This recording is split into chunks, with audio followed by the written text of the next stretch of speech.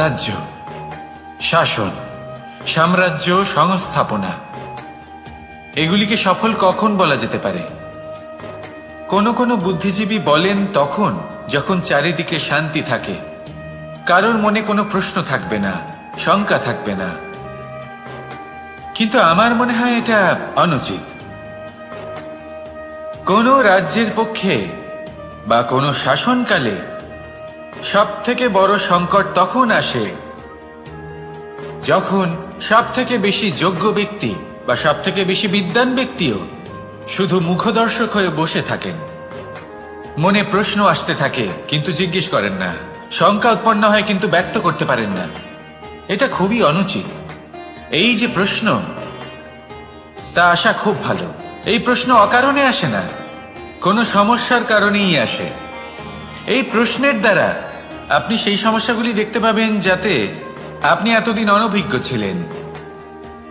আর যত প্রশ্নের নিবারণ আপনি করবেন, ততই আপনার রাজ্য, আপনার শাসন আরো শ্রেষ্ঠ হয়ে উঠবে। এই প্রশ্ন, এই শঙ্কা, এগুলো আপনাকে সমাধানের চূড়াতে অবশ্যই নিয়ে যাবে।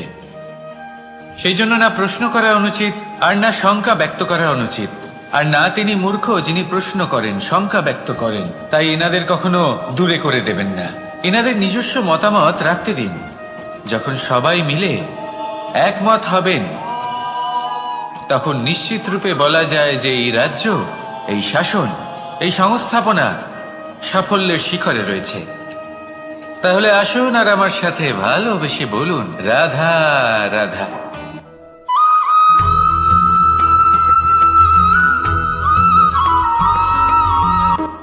এই সংসারকে আপনি কেমন করে জানবেন, কেমন করে বুঝবেন? এবার আপনার উত্তর বড়ই সহজ হবে, সংসারকে নিজে চোখে দেখে। এটা অবশ্যই উচিত। এবারে দেখুন না, আমরা নিজে চোখে এই সংসারকে দেখি, একে চিনি, তারপরে আমরা বুঝতে পারি। কিন্তু আমরা এটা খেয়াল করতে পারি না যে সমস্ত সংসারকে দেখছে যে চোখ, তা কতটা ছোট হয়, তাই না? একা একজোড়া চোখ আমাদের সমস্ত সংসারকে দেখায়। তাহলে ভেবে দেখুন আপনার কাছে আর কি কি আছে। দুটি চোখ আছে, দুটি কান আছে, বলার ক্ষমতা আছে, যা দিয়ে আপনি শব্দ নির্মাণ করতে পারেন, শব্দ যা দিয়ে আপনি ব্রহ্ম বানাতে পারেন। দুই হাত আছে, যদি সে চায় তাহলে পাতাল খুঁড়ে সে জল নিয়ে আসতে পারে। দুটি পা আছে, যদি সে চায় তাহলে সংসারে যত বড়ই পর্বত হোক না কেন তাকে পার করতে পারে। একটা হৃদয় আছে যে প্রেমের বন্ধনে সবাইকে বেঁধে রাখে। একটা মন আছে যে প্রকাশের থেকেও বেশি তীব্র গতিতে চলে। এক মস্তিষ্ক আছে যে যত বড়ই সমস্যা হোক না কেন সমাধান বের করে ফেলে। এবারে ভেবে দেখুন আপনার কাছে কি কি নেই। বোঝার চেষ্টা করুন আপনি কতটা ধনবান। এই সংসারে সেই ব্যক্তি সুখী নন যার কাছে ধন আছে, সুখী সেই যে ধনের সদ্ব্যবহার করে। ঠিক তেমনি আপনার ধন হলো আপনার এই শরীরের ক্ষমতা। এই শরীরের ক্ষমতাগুলিকে ব্যবহার করে ধনাত্মক দৃষ্টিভঙ্গিতে সবকিছু দেখুন। এই সংসারকে বুঝুন, নিজেকে বুঝুন। এই সুখ চাইলেও আপনার থেকে দূরে থাকতে পারবে না। রাধা রাধা।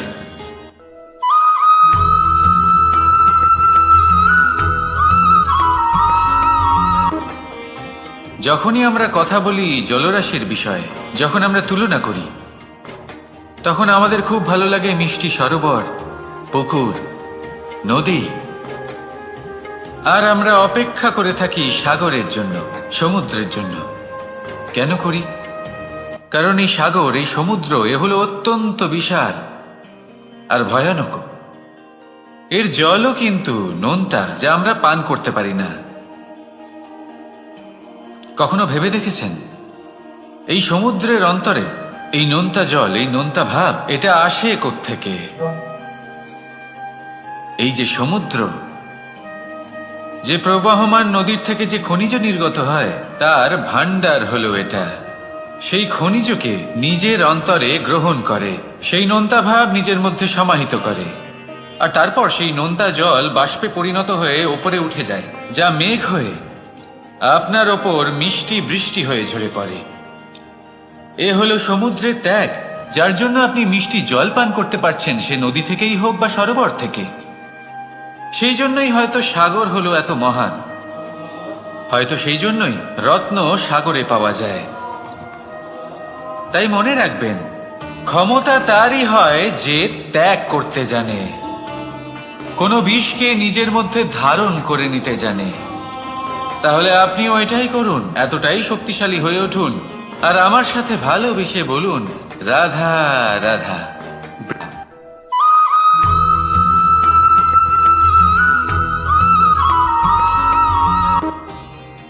মানুষ নিজের জীবনে সুখ পাওয়ার জন্য অনেকবার চেষ্টা করে, কিন্তু সহস্র প্রয়াসের পরেও ব্যক্তি মনের মতো সুখ পায় না। সুখকে পাওয়ার এই যাত্রা অনেক সময় দুঃখের মোড়েতে এসে সমাপ্ত হয়ে যায়, আর মানুষ বুঝে উঠতে পারে না যে কেন এমন হলো। তার প্রয়াস শুদ্ধ ছিল, তার মন পবিত্র ছিল, তার মনোবাঞ্ছনা সঠিক ছিল, কিন্তু তাও কেন সে সুখ পেল না? এর কারণ হলো আপনার আশেপাশের লোকজন আপনার সাথী। আপনি সুখ অথবা দুঃখের লক্ষ্য এনাদের থেকেই পান। তাই মনে রাখবেন, অনেক সময় আমরা দুঃখ এই কারণে পাই কারণ আমরা দুজনের ওপরে ভরসা করি, আর অনেক সময় দুঃখী আমরা এই কারণে হই কারণ আমরা সজ্জনের ওপরে সন্দেহ করি। যেদিন আপনারা এটা বুঝতে পারবেন যে কাদের ওপরে সন্দেহ করবেন আর কার থেকে আশা রাখবেন, সেই দিন আপনার জীবন থেকে দুঃখ চিরকালের জন্য চলে যাবে। তাহলে আসুন আর আমার সাথে ভালোবেসে বলুন, রাধা রাধা।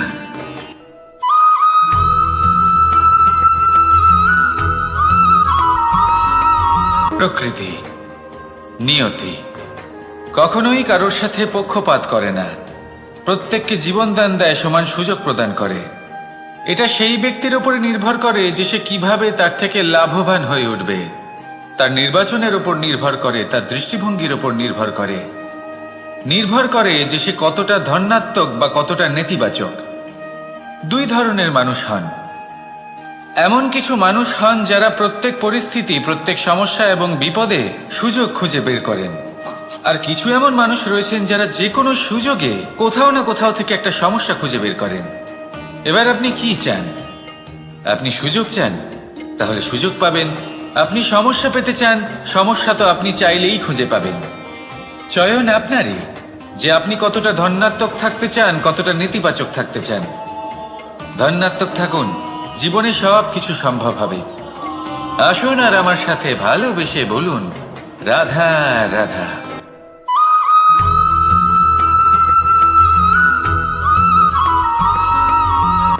এই পেরেককে দেখতে পাচ্ছেন আপনি? এর আকার কতটা সুন্দর, আর এই আকারের কারণেই খুব সহজেই একে দেওয়ালে রোপণ করা যায়। কিন্তু যখন আপনি এই পেরেককে দেওয়াল থেকে বাইরে আনেন, আপনি দেখবেন ওখানে একটা চিহ্ন রয়ে যায়। ঠিক এমনই হলো আমাদের মুখ থেকে বের করা কড়া শব্দ। যখনই আমাদের মুখ থেকে এই কটাক্ষ বেরোয়, তখন তা কোনো ব্যক্তির মনকে আঘাত করে, আর তারপরে আপনি যতই তার কাছে ক্ষমা চান না কেন, কিন্তু তাও তার সেই ঘা পূরণ হয় না। আপনার বলা সেই কথা, সেই কঠোর চিহ্ন ওই ব্যক্তির মনের দেওয়ালে খোদাই হয়ে থাকে। সেই জন্য আমি সবসময় বলি, এই শব্দের শক্তিকে আপনারা বুঝুন, এর মাহাত্ম্যকে বুঝুন। এই শব্দ ব্রহ্ম, কারণ যেভাবে আপনাকে এই শব্দ বিজয়ী করে তোলে, সেইভাবেই এই শব্দ আপনার ব্যাকুলতার কারণে, আপনার বাচনভঙ্গির কারণে, আপনার অতি উৎসাহের কারণে আপনাকে বিপরীত প্রহারও করতে পারে, যতই আপনার মন সুন্দর ও মধুর হোক না কেন।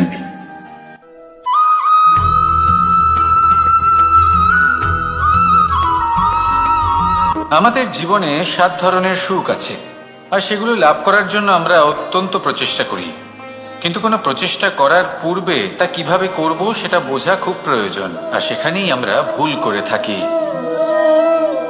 যে কাজটা আমাদের পরে করা উচিত সেটাই আমরা আগে করে বসি। আপনাকে স্পষ্ট করে বোঝাই, প্রত্যেক সুখের সাথে দুটি ক্রিয়া জড়িত থাকে। এবার যখন আমরা ধনের কথা বলি তখনও দুটি ক্রিয়া জুড়ে থাকে।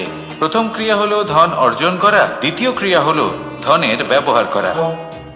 আর জীবনে ধনের ব্যবহার করার পূর্বে ধন কিভাবে অর্জন করতে হয় তা শেখা অত্যন্ত প্রয়োজনীয়। আমরা মন্দিরে যাই, ভগবানের আরাধনা করি, তার জন্য পুজো করি, ওনাকে প্রসন্ন করতে চাই, কিন্তু তার আগে ভগবানের ওপর আস্থা রাখা প্রয়োজনীয়। যদি আপনার অটল বিশ্বাস থাকে তবেই আপনি প্রকৃত ভক্ত হয়ে উঠতে পারবেন। এবার যদি আপনি বক্তা হয়ে থাকেন, শ্রেষ্ঠ বক্তা হতে চান, এই সংসারের সামনে নিজের বক্তব্য রাখতে চান, তাহলে কথা বলার পূর্বে কথা শুনতে শিখুন। তবেই আপনি একজন শ্রেষ্ঠ বক্তা হয়ে উঠতে পারবেন। জীবনে সম্পর্ক স্থাপন করার আগে সম্পর্ক বজায় রাখতে শিখুন, তবেই আপনি একজন প্রকৃত সাথী হয়ে উঠবেন। জীবনে পরাজয় মানার পূর্বে বিজয়ী হওয়ার চেষ্টা কিভাবে করতে হয় সেটা শিখুন, তবেই আপনি একজন নিপুণ ব্যক্তি হয়ে উঠবেন। অন্তিম এবং সবথেকে গুরুত্বপূর্ণ কথা, জীবনে ভালোবাসা লাভ করার পূর্বে ভালোবাসা প্রদান করতে শিখুন, তবেই আপনি একজন প্রকৃত প্রেমী হয়ে উঠবেন। আসুন আমার সাথে ভালোবেসে বলুন, রাধা রাধা।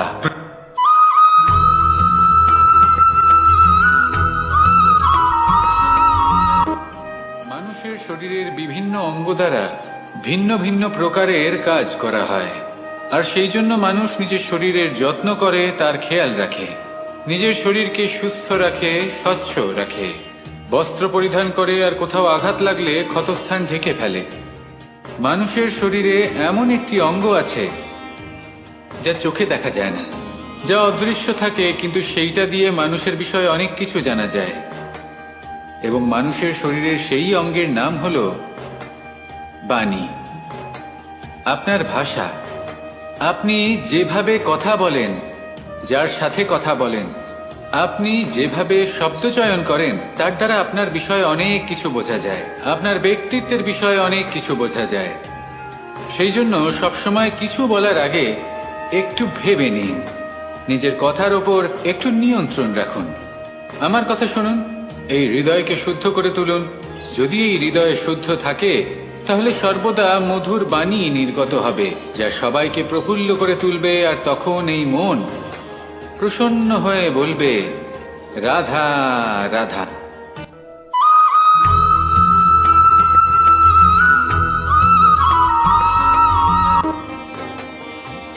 কেউ আমাকে মাখন চোর বলেন, কেউ বা আমাকে মুরলী মনোহর বলেন, কেউ আমাকে যুদ্ধ বিমুখ বলেন, কেউ বা আমাকে সুদর্শনধারী বলেন, কিন্তু আমি আসলে কে? আসুন, আজ আমি আপনাকে আমার আসল পরিচয় জানাবো। বাড়িতে সুস্বাদু মাখন থাকা সত্ত্বেও গোপীদের কাছে সুমধুর ভালোবাসাপূর্ণ বকুনি খাওয়া যে ভালোবাসে, সেই হলো কৃষ্ণ। আঙুলে সুদর্শন চক্র থাকা সত্ত্বেও যে রথের লাগাম ধরে থাকবে সেই সিদ্ধান্ত নিয়েছে, সেই হলো কৃষ্ণ। দ্বারকার মতো অনন্য রাজমহল থাকা সত্ত্বেও সুদামার মতো সখা যার অত্যন্ত প্রিয়, সেই হলো কৃষ্ণ। যদি আপনার মনে প্রেম থাকে, আপনি প্রেম বিতরণ করেন, সবাইকে ভালোবাসেন, এবং ভালোবাসা রক্ষার খাতিরে শস্ত্র হাতে নিতেও আপনি সক্ষম থাকেন, তাহলে আপনি হলেন কৃষ্ণ। আসুন আমার সাথে ভালোবেসে বলুন, রাধা রাধা।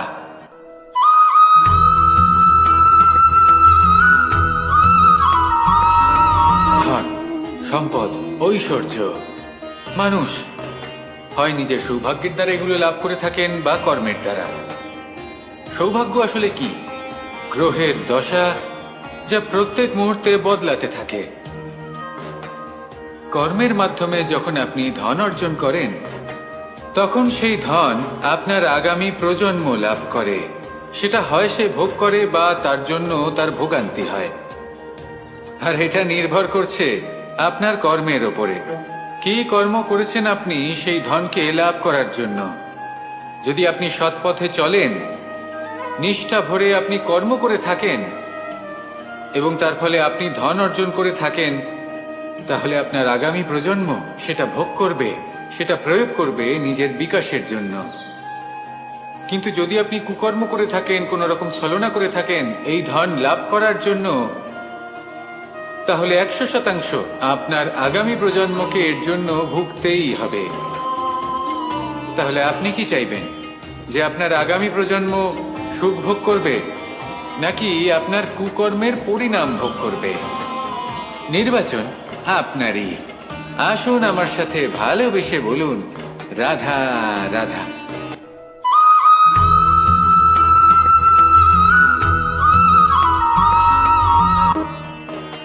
এমন অনেক মানুষ আছেন যারা আমাকে ভগবানের পরিভাষা জানতে চান, যে ভগবান আসলে কি, তিনি কেমন।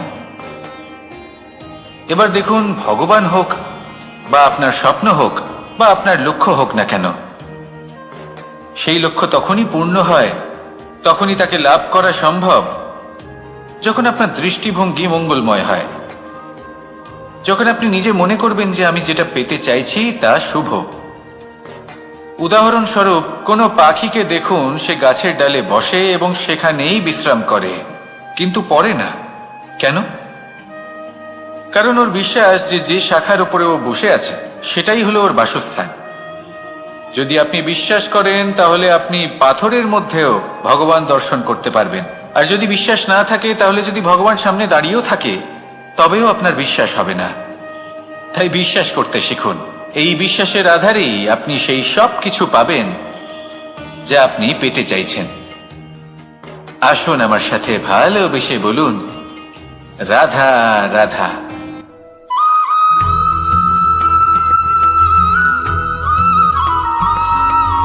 মাতা পিতার মনে সবসময় এই বাসনা বাস করে যে ওনাদের সন্তানের যেন মঙ্গল হয়। নিজের সন্তানকে সেই সবকিছু দেবার সবসময় চেষ্টা করতে থাকেন যেগুলো তারা নিজেরা নিজেদের জীবনে কখনো পেতে পারেননি। এবং এই প্রক্রিয়ায় সব থেকে গুরুত্বপূর্ণ বিষয়টি ভুলে যান, নিজের সন্তানকে সেই জিনিস দেওয়া যেটা উনি সব থেকে আগে পেয়েছেন। আমি ধনের কথা বলছি না, আমি বলতে চাইছি নিজের অভিজ্ঞতা দ্বারা ওনারা যে মানসিক স্থিতি লাভ করেছেন, ওনারা যে মর্যাদা লাভ করেছেন, যে শিক্ষা ওনারা লাভ করেছেন, সবার আগে নিজের সন্তানকে সেটা দেওয়া প্রয়োজন। সেটা যদি নিজের সন্তানকে দিতে পারেন, তাহলে এই সন্তান জীবনে তার পথে এগোতেও পারবে, ধন অর্জনও করতে পারবে এবং শক্তিশালী অনুভবও করতে পারবে। সেই জন্য সন্তানকে সবার আগে সেটা দান করুন যেটা সব থেকে বেশি মূল্যবান। সেটা দিন যেটা আপনি সবার আগে লাভ করেছেন। আসুন আমার সাথে ভালোবেসে বলুন, রাধা রাধা।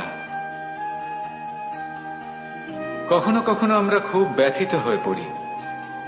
আমরা নিজেদের পরিবারের জন্য এত কিছু করি, আর তারা আমাদের দেখলেই ভয়ভীত হয়ে পড়ে, আমাদের দেখলে বিরক্ত হয়। কখনো নিজেদের সন্তানকে বিকাশের পথে অগ্রসর করার জন্য আমরা তাদের উপর একটু জোর দিই যাতে তারা পরিশ্রম করে, কিন্তু সেই সন্তান আমাদের উপর বিরক্ত হয়ে পড়ে। কখনো সন্তানকে সঠিক শিক্ষা দেওয়ার জন্য আমরা তাদের কিছু সীমা নির্ধারিত করি, তখন সেই সন্তানের চোখে নিজেদের জন্য আমরা ঘৃণা দেখতে পাই। মানুষ কেন ব্যথিত হবেন না? দেখুন, যখন সূচের দ্বারা আপনি বস্ত্র সেলাই করেন, তখন সূচের আঘাত সেই বস্তুকে সহ্য করতে হয়, কিন্তু তাতে সেই সূচ বা আপনার উদ্দেশ্যে কোনো প্রভাব পড়া উচিত নয়, কারণ আপনি তো আপনার কর্ম করছেন, আর তাও পূর্ণ নিষ্ঠা ভরে, এবং অবশেষে আপনার উদ্দেশ্য শুভ প্রমাণিত হবে। তাই কেউ বিরক্ত হচ্ছে বলে বা কারোর চোখে নিজের প্রতি ঘৃণা দেখার ভয় কখনো পিছিয়ে যাবেন না। কষ্ট না করে বিকাশ সম্ভব নয়। কর্ম করতে থাকুন, সব কিছু শুভ হবে। আসুন আমার সাথে ভালোবেসে বলুন, রাধা রাধা।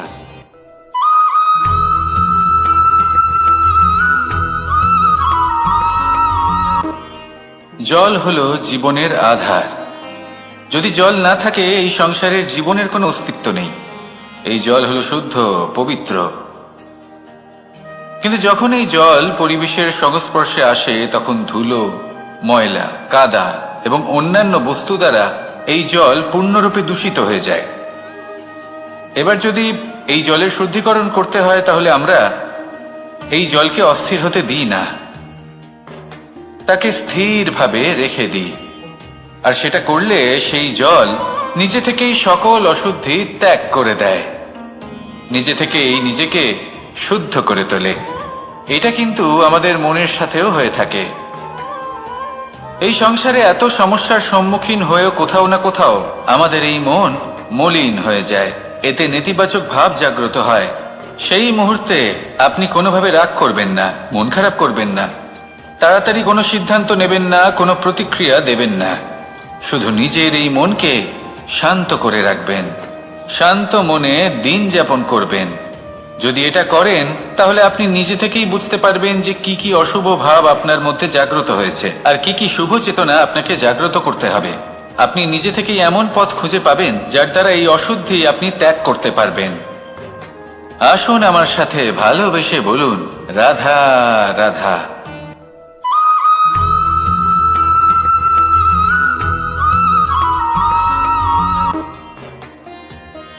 প্রেমের পরিভাষা আসলে কি? ভিন্ন ভিন্ন ধরনের ব্যক্তি, ভিন্ন ভিন্ন ধরনের প্রেমী আলোচক বিভিন্ন ধরনের পরিভাষা প্রদান করেন এই প্রেম নিয়ে। কিন্তু প্রত্যেকের মনেই কখনো কখনো এই প্রশ্ন এসেছে, এই ভালোবাসা আসলে কি? নিজের প্রিয়তমকে জয় করাই কি প্রেম? চার হাত এক হয়ে যাবার নামই কি প্রেম? নিজের আবেগ ব্যক্ত করাই কি ভালোবাসা? না, প্রেমের অর্থ কাউকে লাভ করা নয়, বরং তার মাঝে বিলীন হয়ে যাওয়া। যদি কারোর হাত ধরে থাকি তাহলে আজীবন তার সাথে পথ চলা হলো প্রেম। প্রেম শুধুমাত্র সেটা নয় যা প্রেমী আর প্রেমিকার কেশদামে মালা বেঁধে দেয়। মাতা পিতার জন্য দিনরাত পরিশ্রম করা, নিজের পরিবারের জন্য দিনরাত পরিশ্রম করা, সেটাও প্রেম।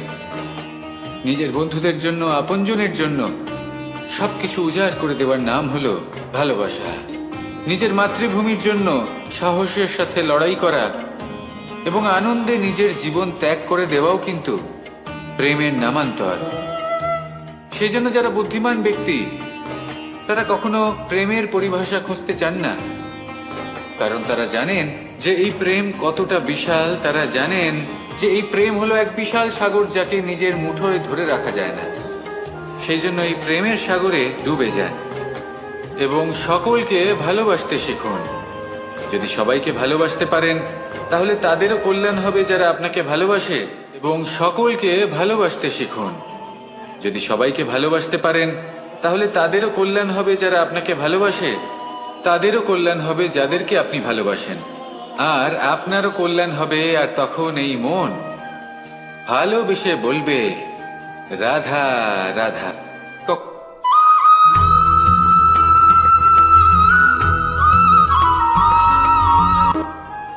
যদি আপনি নিজের জীবনে প্রকৃত বন্ধু নির্বাচন করতে চান তাহলে তার আগে দর্পণ আর ছায়া এই দুইয়ের বিশেষত্বর বিষয়ে জানাটা অত্যন্ত প্রয়োজনীয়। দর্পণ কি করে থাকে? যখনই আপনি দর্পণের দিকে তাকাবেন ও শুধুমাত্র আপনাকে সত্যের সাথে অবগত করাবে, ও আপনাকে কখনো মিথ্যে বলবে না।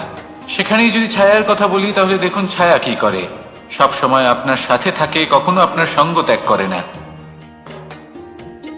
এবার আপনার জীবনে যদি এমন কোনো বন্ধু আসে যে সবসময় আপনাকে সত্য কথা বলবে, আপনার অপগুণের বিষয়ে যদি আপনাকে বলে কিন্তু তাও সে সত্যিই বলবে, তাহলে তার উদ্দেশ্য কিন্তু আপনাকে দুঃখ দেওয়া নয়। সে আপনার অজ্ঞানতা, আপনার ভ্রম দূর করতে চায়। যদি আপনি কোনো অনুচিত পথে চলতে থাকেন তাহলে সে আপনাকে বাধা দিতে চায়। আর যদি সেই মিত্রই ছায়া সঙ্গীর মতো হয়, সে কখনোই সুখ দুঃখে আপনার সঙ্গ ত্যাগ করবে না। তার উদ্দেশ্য হলো সবসময় আপনাকে রক্ষা করা। তাই এরকম দর্পণ বা ছায়ার মতো কোনো বন্ধু যদি আপনার জীবনে আসে তাহলে তাকে কোথাও যেতে দেবেন না। সে আপনার জীবনকে সুখময় করে তুলবে। আর যদি আপনার জীবনে উপস্থিত বন্ধু এমন না হয় তাহলে তাকে নিজের থেকে দূরে করে দেওয়াই বাঞ্ছনীয়। তাহলে দর্পণ আর ছায়ার মতো প্রকৃত এবং ভালো বন্ধুকে নিজের জীবনে স্থান দিন আর আমার সাথে ভালোবেসে বলুন, রাধা রাধা।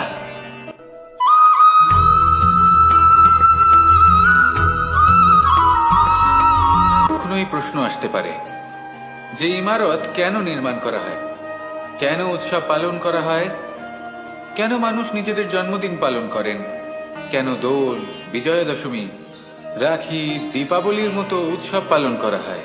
যদি এগুলো পালন না করা হয় তাতে কি যায় আসে?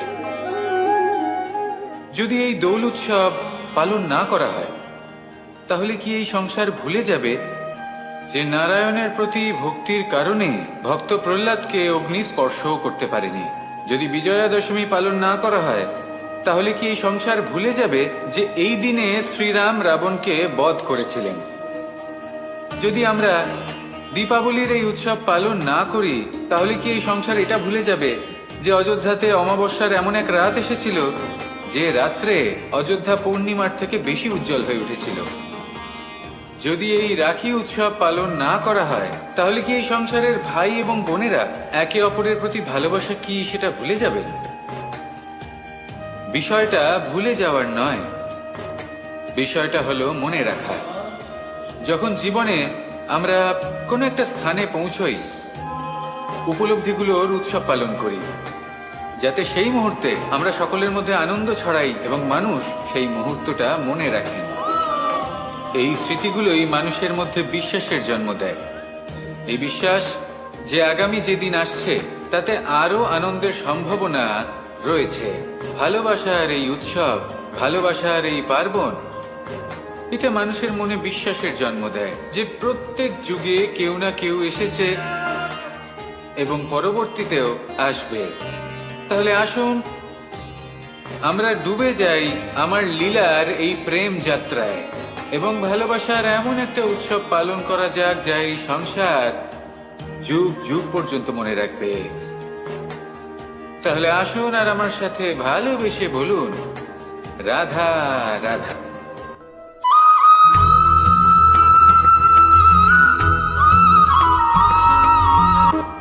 আমাদের এই জীবন, তাতে এই যে সময় চক্র, তা তিনটি ভাগে বিভক্ত।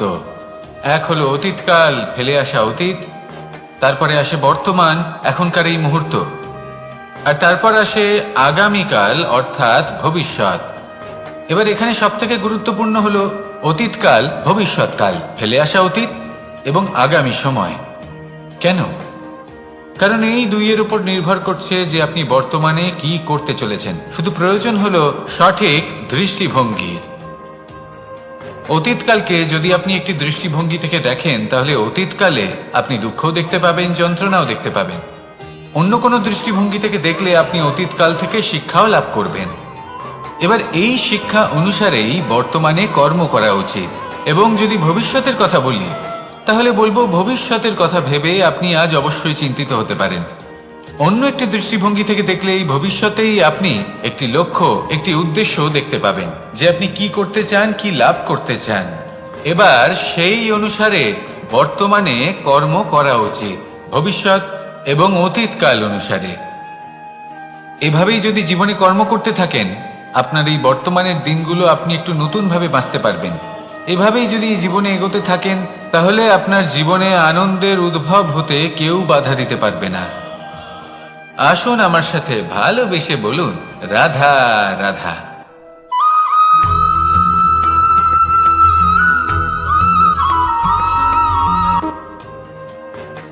সমুদ্র মন্থনের সময় দুই ধরনের রত্ন লাভ করা হয়েছিল। প্রথম হলাহল, যার প্রভাব থেকে এই সমস্ত সংসারের জীবের প্রাণ বাঁচানোর জন্য মহাদেব তাকে নিজের কণ্ঠে ধারণ করে নিয়েছিলেন। আর দ্বিতীয় অমৃত, যেটা কিঞ্চিত পরিমাণ মাত্রায় পাওয়া গেছিল। কখনো কখনো জীবনে এমন কোনো বস্তু যা আপনি প্রয়োজনের থেকেও অনেক বেশি মাত্রায় ভোগের জন্য লাভ করে থাকেন, তা আপনার জন্য বিষ প্রমাণিত হতে পারে। যেমন জল, প্রয়োজনের থেকে অনেক বেশি মাত্রায় যদি এই জল আসে তাহলে আপনার প্রাণ কাটতে পারে। কিন্তু পরিশ্রমের পরে এক পাত্র শীতল জল দ্বারা আপনি যদি স্নান করে নেন তাহলে তা আপনার শরীরের জন্য অমৃত হবে। পরিশ্রম করার পরে যদি আপনার শরীর এক পাত্র খাবার লাভ করে তাহলে তা আপনার শরীরের জন্য অমৃত। কিন্তু যদি কোনো পরিশ্রম না করেই আপনি দিনরাত শুধুই খাবার গ্রহণ করতে থাকেন তাহলে আপনার কাছে তা বিষ সমান। বিষ এবং অমৃত গ্রহণ করাটা আপনার উপরে নির্ভর করছে। কোনো বস্তু আপনার পক্ষে বিষও হতে পারে, আবার অমৃতও হতে পারে। নির্ভর করছে যে আপনি সেটা কিভাবে ব্যবহার করছেন, কতটা মাত্রায় ব্যবহার করছেন। আসুন আমার সাথে ভালোবেসে বলুন, রাধা রাধা।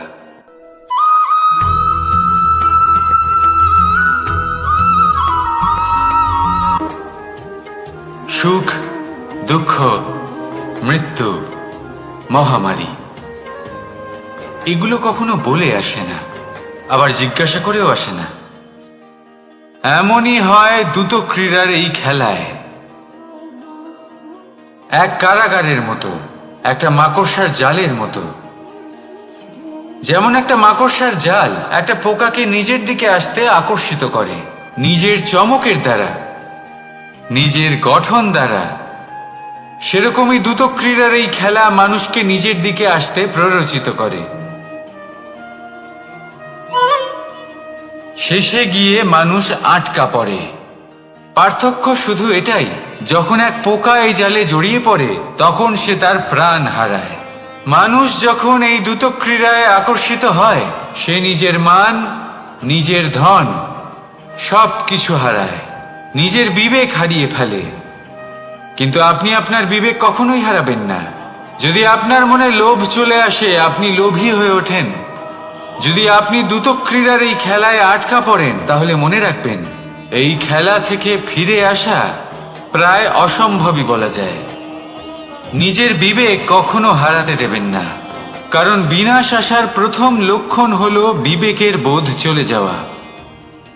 এই প্ররোচনায় কখনো পা দেবেন না।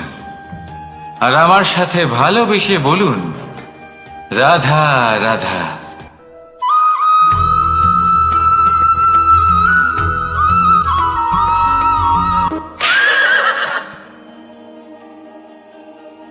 প্রেম,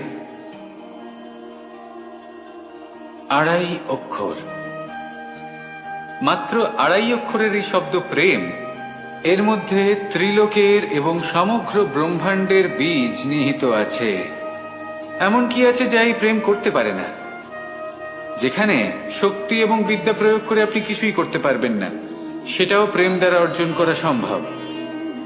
প্রেম চাইলে পাথরেও ফুল ফোটাতে পারে।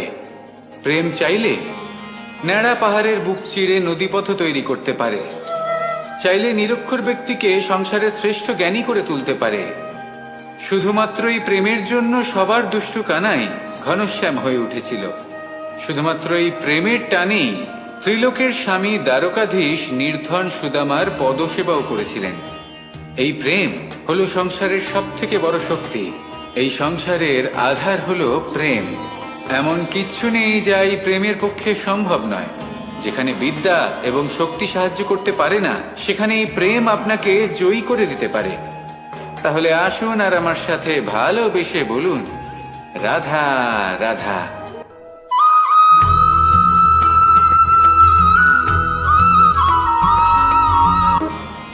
বরদান এবং অভিশাপ, এই দুই হলো একই মুদ্রার দুটি পিঠ। এই বরদান আমরা অনেক কারণে পেতে পারি। কখনো নিজের পরিশ্রমের কারণে, কখনো নিজের তপস্যার কারণে, কখনো আমাদের পূর্বপুরুষদের কর্ম ও তপস্যার কারণে। কিন্তু এই বরদান কতক্ষণ বরদান থাকবে তা আমরা নিশ্চিত করতে পারি না। তা সুনিশ্চিত করে শুধুমাত্র আমাদের কর্ম।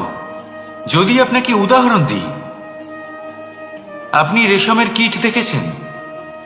ও বরদান পেয়েছে যে ও নিজের সুরক্ষার জন্য খোলস বানাতে পারে। এবারও তাতে এত মত্ত হয়ে যায় যে এমন এক আবরণ বানিয়ে ফেলে যাতে সে নিজেই আবদ্ধ হয়ে চাপা পড়ে মরে যায়। এটার তাৎপর্য কি? তাৎপর্য খুবই সরল। গর্ব করা খুবই ভালো, কিন্তু অহংকার করা কখনোই উচিত নয়। যদি অহংকার মনের মধ্যে প্রবেশ করে, তাহলে এই বরদান অভিশাপে পরিণত হতে সময় লাগে না। আর যদি কর্মশ্রেষ্ঠ হয়, তাহলে অভিশাপও বরদানে পরিণত হয়। তাহলে আসুন শ্রেষ্ঠ কর্ম করুন আর আমার সাথে ভালোবেসে বলুন, রাধা রাধা।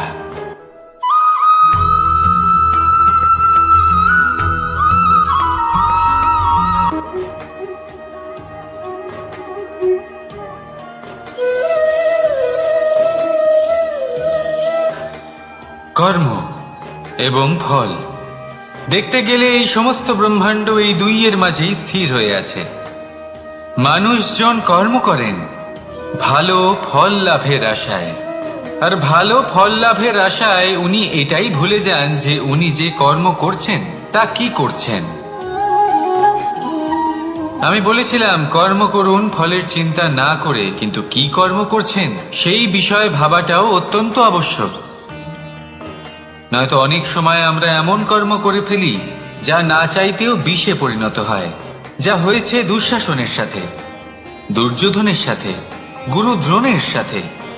একজনের মানসিকতা উচিত ছিল না, একজনের বিবেক উচিত ছিল না, আরেকজন যে পক্ষ নির্বাচন করেছিলেন সেই পক্ষ উচিত ছিল না।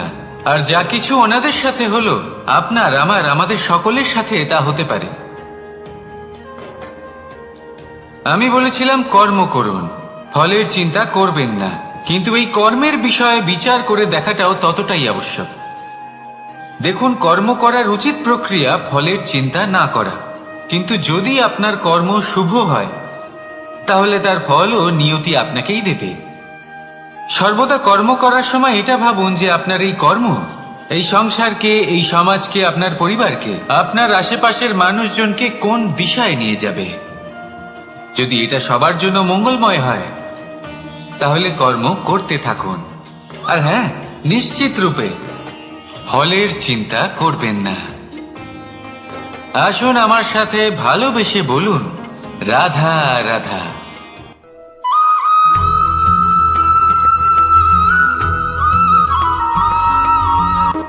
শব্দই হলো শূন্য, শব্দই হলো আরম্ভ, শব্দই হলো অন্ত, শব্দই হলো অমর, শব্দই হলো ব্রহ্ম। এই শব্দ হলো অত্যন্ত বিশেষ। কেউ কাঁদলে তাকে হাসিয়ে তোলে, কেউ হাসলে তাকে কাঁদিয়ে দেয়। কারোর মনে উদ্দীপনা জাগিয়ে তুলতে পারে, আবার কারোর মনে কাঁটা হয়ে বিঁধে থাকতে পারে। একটা অত্যন্ত গুরুত্বপূর্ণ কথা যা বোঝা অত্যন্ত আবশ্যক। আপনার মন, আপনার হৃদয় যতই শুদ্ধ হোক না কেন, যতই পবিত্র হোক না কেন, আপনার দৃষ্টিভঙ্গি যতই স্পষ্ট হোক না কেন, যদি আপনার কথা পবিত্র না হয়, যদি আপনার শব্দ শুদ্ধ না হয়, তাহলে তা আপনাকে আপনার কর্মফল ভোগ করতে বাধ্য করবেই। একটা সহজ উদাহরণ দিই। আপনার জীবনে এমন কেউ অবশ্যই থাকবেন যাকে আপনি পছন্দ করেন না, যিনি হয়তো অধর্মী মানুষ, যিনি হয়তো দুর্বুদ্ধি সম্পন্ন মানুষ, কিন্তু তার জন্য অপশব্দ প্রয়োগ করলে তার মধ্যে কোনো পরিবর্তন আসবে না, তার মানসিকতা বদলাবে না, শুধু মনে প্রতিশোধ স্পৃহা জেগে উঠবে, মনে হিংসা জাগবে, আর কিচ্ছু নয়। সেই জন্য নিজের শব্দকে নিয়ন্ত্রণ করুন, নিজের কথা সংযত করুন। শ্রেষ্ঠ থেকে শ্রেষ্ঠতর মানুষকেও সাবধানী হতে হয়, কারণ যদি এই শব্দের প্রয়োগ সঠিক না হয় তাহলে আজীবন মানুষকে নির্বাক হয়ে থাকতে হতে পারে। তাহলে নিজের শব্দ নিয়ন্ত্রিত রাখুন, নিজের কথাকে শুভ করুন, এতে প্রেমবোধ জাগিয়ে তুলুন, আর সেই প্রেমবোধ নিয়েই বলুন, রাধা রাধা।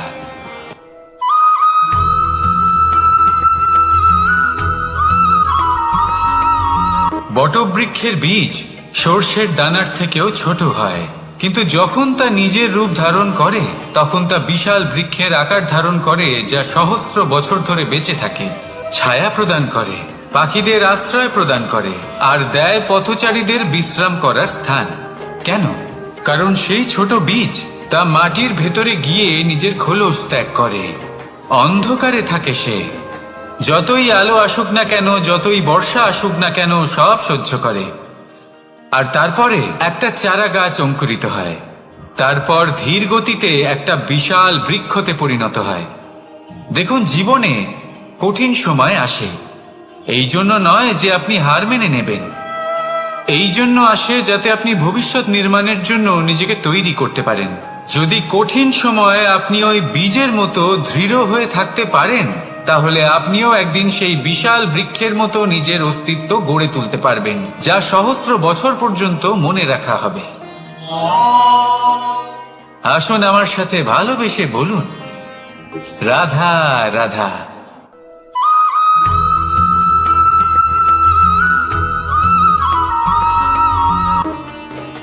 ভগবান আর ভক্ত যখন এক আকার হয়ে যায়,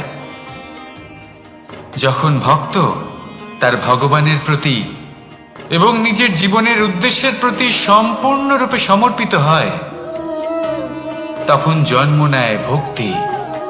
এই সংসারের সমস্ত আশা হয়তো আপনার সঙ্গ ত্যাগ করে দিতে পারে, তখনও ভক্তি সাথে থাকবে। ভক্ত আর ভগবান যখন এক আকার হয়ে যায়, তাদের মধ্যে কোনো পার্থক্য থাকে না। তারা এক হয়ে যায়, এক ব্যক্তিত্ব, এক অস্তিত্ব। সেই জন্য কখনো জীবনে যে কোনো রূপেই, যে কোনো প্রকারেই, যে কোনো ঈশ্বরকে মান্য করুন, মনের মধ্যে শ্রদ্ধা ভাব জাগ্রত করুন, মনে ভক্তি ভাব জাগ্রত করুন।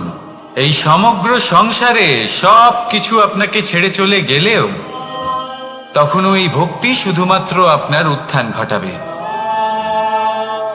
তাই মনে ভক্তি জাগ্রত করুন আর আমার সাথে ভালোবেসে বলুন, রাধা রাধা।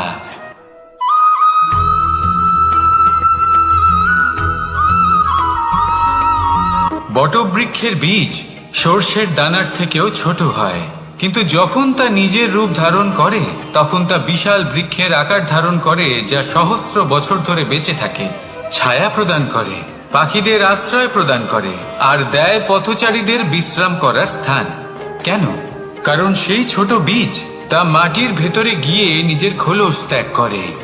অন্ধকারে থাকে সে, যতই আলো আসুক না কেন, যতই বর্ষা আসুক না কেন, সব সহ্য করে। আর তারপরে একটা চারা গাছ অঙ্কুরিত হয়, তারপর ধীর গতিতে একটা বিশাল বৃক্ষতে পরিণত হয়। দেখুন, জীবনে কঠিন সময় আসে, এই জন্য নয় যে আপনি হার মেনে নেবেন, এই জন্য আসে যাতে আপনি ভবিষ্যৎ নির্মাণের জন্য নিজেকে তৈরি করতে পারেন। যদি কঠিন সময়ে আপনি ওই বীজের মতো দৃঢ় হয়ে থাকতে পারেন, তাহলে আপনিও একদিন সেই বিশাল বৃক্ষের মতো নিজের অস্তিত্ব গড়ে তুলতে পারবেন, যা সহস্র বছর পর্যন্ত মনে রাখা হবে। আসুন আমার সাথে ভালোবেসে বলুন, রাধা রাধা।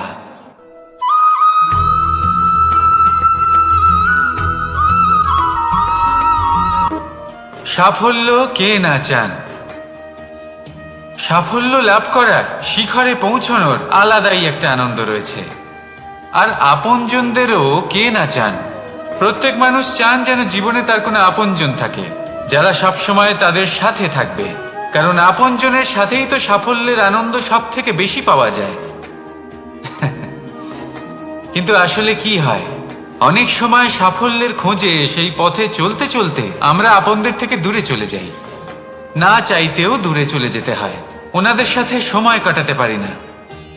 আর আমরা ভুলে যাই যে সাফল্যের আসল আনন্দ আপনজনদের সাথেই পাওয়া যায়। সফল হওয়ার পরে আপনদের সাথে দেখা হলে তাদের চোখে আমাদের জন্য যে আবেগ থাকে, যে সম্মান, যে প্রেম থাকে, সেটাই হলো আসল পুরস্কার। আমরা সেই কথা ভুলে যাই এবং একা হয়ে পড়ি। বেশিরভাগ সময় এটাই হয়, বেশিরভাগ সময় সফল মানুষগুলি একা হয়ে যান। এবার আপনি কি চান? আপনি অসফল হয়ে দিনগুলি একাকিত্বে কাটাতে চান, নাকি সফল হয়ে আপনজনদের সাথে আনন্দে থাকতে চান? সেই সিদ্ধান্ত আপনার। সাফল্যের পেছনে ছুটুন, নিজেকে উজাড় করে দিন, কিন্তু আপনজনদের সঙ্গ ত্যাগ করবেন না। সেই আপনজন যারা আপনার সাফল্যের জন্য দায়ী, সেই আপনজন যিনি আপনার সাফল্যে আনন্দ পান, সুখ লাভ করেন, তাদের কখনো ত্যাগ করবেন না। আসুন আমার সাথে ভালোবেসে বলুন, রাধা রাধা।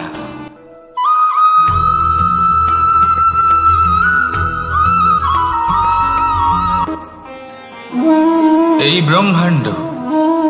ব্রহ্মাণ্ড কত বৃহৎ, তাই না? যার সম্মুখে এই পৃথিবীকেও একটা বিন্দুর মতো মনে হয়। আর এই পৃথিবীতে আমরা কে হই, আমাদের আকার কি রকম, আমাদের অস্তিত্বই বা কি? যখন আমরা এভাবে ভাবি তখন মনে হয় আমরা কিছুই নই। তা আমরা যখন কিছুই নই, তাহলে আমরা এত চিন্তা করি কেন? কি ভেবে ভয় পাই? কাকেই বা এত ভয় পাই? কে আমাদের মারতে পারে আর কেই বা আমাদের জন্ম দেবে? আত্মার আসলে না কখনো জন্ম হয় আর না কখনো মৃত্যু। আত্মা শুধুই শরীর বদল করে। আপনি, আমি, আমরা সকলে এই শরীর নয়, আমরা হলাম আত্মা, যা হলো পরম আত্মার পরম অঙ্গ। সেই জন্য মনে রাখবেন, বাইরের কোথাও দেখবেন না, নিজের অন্তরের গভীরে গিয়ে দেখুন, আত্মাকে উপলব্ধি করতে শিখুন। ক্লেশ, ভয়, চিন্তা, এই সব কিছুর থেকে নিজেকে দূরে রাখুন, তাহলেই উপলব্ধি করতে পারবেন পরমাত্মাকে। তাহলে আসুন আমার সাথে ভালোবেসে বলুন, রাধা রাধা।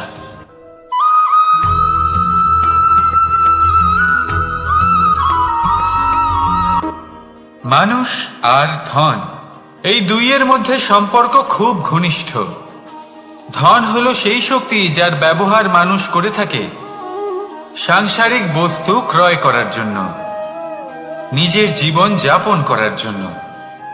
আর মানুষ হলো সেই শক্তি যারা ধনকে গুরুত্বপূর্ণ করে তোলেন। এবার একটা কথা বলি, ব্যবহার করা উচিত ধনকে আর ভালোবাসা উচিত মানুষকে। এটা বেশিরভাগ মানুষই বোঝেন না। মানুষ এখানেই সব থেকে বড় ভুল করে বসেন। তারা ভালোবাসেন ধনকে আর ব্যবহার করেন মানুষকে। এ হলো অনুচিত। দেখুন, আপনি একটা সূচের দ্বারা যুদ্ধ করতে পারবেন না, আর কোনো তলোয়ার দ্বারা বস্ত্র সেলাই করতে পারবেন না, তাই না? কোনটা কিসের জন্য হয় সেটা বোঝা অত্যন্ত জরুরি। আপনিও সঠিক দিকে অগ্রসর হন। মানুষকে ভালোবাসুন আর ধনকে ব্যবহার করুন। যদি আপনি মানুষকে ব্যবহার করেন, তাহলে আপনি ভালোবেসে ফেলবেন ধনকে। আর এই ভালোবাসা ধীরে ধীরে পরিণত হবে লোভে, আর ধীরে ধীরে এটা আপনাকে বিনাশ করে দেবে। তাহলে সমস্ত মানুষকে ভালোবাসুন আর এইভাবে ভালোবেসে বলুন, রাধা রাধা।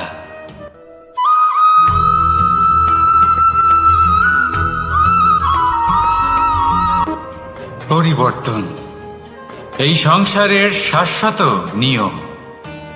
কোন রাজা নেই যিনি চিরকাল রাজা থাকেন, কোন ধনী ব্যক্তি নেই যিনি চিরকাল ধনী থাকবেন। এই সংসারে সূর্যের স্থান নেওয়ার জন্য চন্দ্রিমার আগমন ঘটে। কোন স্থান যাকে পতিত বলা হয়েছিল সেখানে মহল তৈরি হয়েছে। কোন স্থান যাকে আজ মলিন বলা হয়েছে, কাল সেখানে মন্দিরও স্থাপন হতে পারে। কোন ঋতু চিরকালের জন্য থাকে না, কখনো সময় চিরকাল একরকম থাকে না। আজ যা আপনার কাছে রয়েছে কাল অন্য কারোর ছিল। আজ যে আপনার কাছে রয়েছে কাল তা অন্য কারোর কাছে চলে যাবে। আপনার সাথে কিছু থাকলে তা হলো আপনার কর্ম, কিন্তু সেই কর্মের পরিণামও আপনার নয়। আপনি শুধু কর্ম করুন, বাকি সবকিছুই পরিবর্তনশীল। কিন্তু সেই পরিবর্তনকে দেখে ভয় পাওয়ার প্রয়োজন নেই, তাকে স্বাগত জানান। যদি আপনি হাসি মুখে সেই পরিবর্তনকে স্বাগত জানান, তাহলে এই পরিবর্তনও হাসি মুখে আপনার সাথে থাকবে। আসুন আমার সাথে ভালোবেসে বলুন, রাধা রাধা।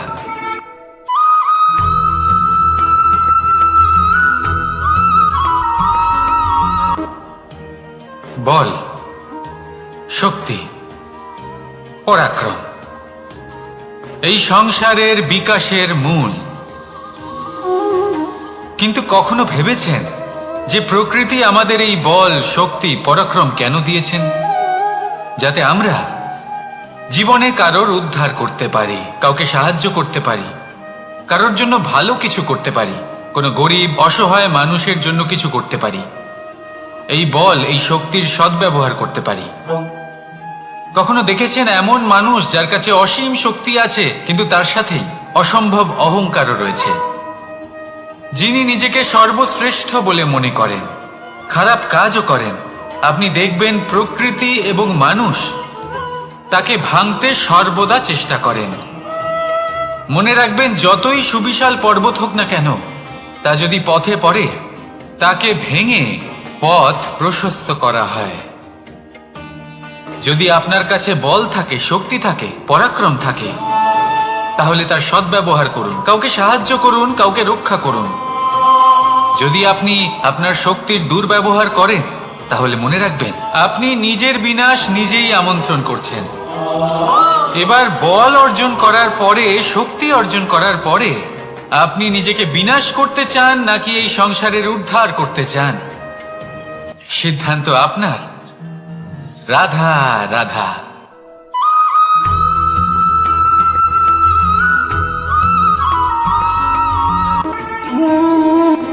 সময়, এই সময় আসলে কি? এই সময় একটা সরল রেখা তো কখনোই নয়। সময় হলো একটা চক্র, যেখানে এর আদি সেখানেই হলো এর অন্ত, আর যেখানে তা শেষ হয় সেখান থেকেই তার শুরু হয়। এই সময় একটা অত্যন্ত বিচিত্র চিন্তা, বিচিত্র ভাবনা, একটা বিচিত্র বস্তু যা কেউ বুঝতে পারেন না। এই সময়ের লীলা, এর কোনো প্রমাণ নেই, কোনো জ্ঞান নেই, কোনো পরিমাপ নেই। শুধু এটুকু আমরা জানতে পারি, যেখানে শেষ হবে সেখান থেকে একটা নতুন সূচনাও হবে।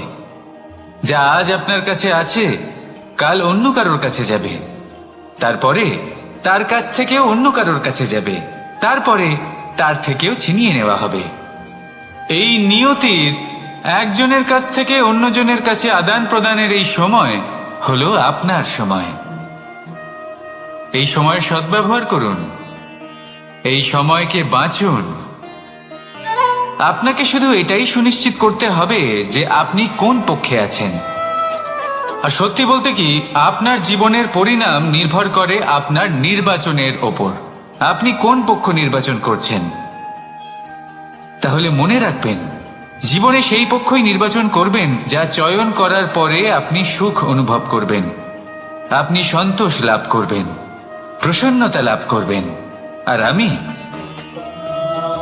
আমি এটাই সুনিশ্চিত করব যে এই পক্ষ যেন শান্তির পক্ষ হয়, এই পক্ষই যেন প্রেমের পক্ষ হয়। তাহলে চিন্তা করবেন না, আর আসুন আমার সাথে ভালোবেসে বলুন, রাধা রাধা।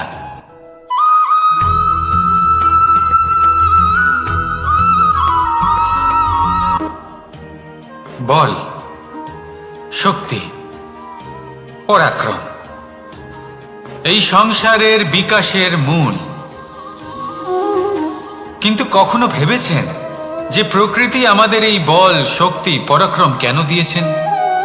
যাতে আমরা জীবনে কারোর উদ্ধার করতে পারি, কাউকে সাহায্য করতে পারি, কারোর জন্য ভালো কিছু করতে পারি, কোনো গরিব অসহায় মানুষের জন্য কিছু করতে পারি। এই বল, এই শক্তির সদ্ব্যবহার করতে পারি। কখনো দেখেছেন এমন মানুষ যার কাছে অসীম শক্তি আছে কিন্তু তার সাথেই অসম্ভব অহংকারও রয়েছে, যিনি নিজেকে সর্বশ্রেষ্ঠ বলে মনে করেন, খারাপ কাজও করেন। আপনি দেখবেন প্রকৃতি এবং মানুষ তাকে ভাঙতে সর্বদা চেষ্টা করেন। মনে রাখবেন, যতই সুবিশাল পর্বত হোক না কেন, তা যদি পথে পড়ে তাকে ভেঙে পথ প্রশস্ত করা হয়। যদি আপনার কাছে বল থাকে, শক্তি থাকে, পরাক্রম থাকে, তাহলে তার সদ্ব্যবহার করুন, কাউকে সাহায্য করুন, কাউকে রক্ষা করুন। যদি আপনি আপনার শক্তির দুর্ব্যবহার করেন, তাহলে মনে রাখবেন আপনি নিজের বিনাশ নিজেই আমন্ত্রণ করছেন। এবার বল অর্জন করার পরে, শক্তি অর্জন করার পরে আপনি নিজেকে বিনাশ করতে চান নাকি এই সংসারের উদ্ধার করতে চান? সিদ্ধান্ত আপনার। রাধা রাধা।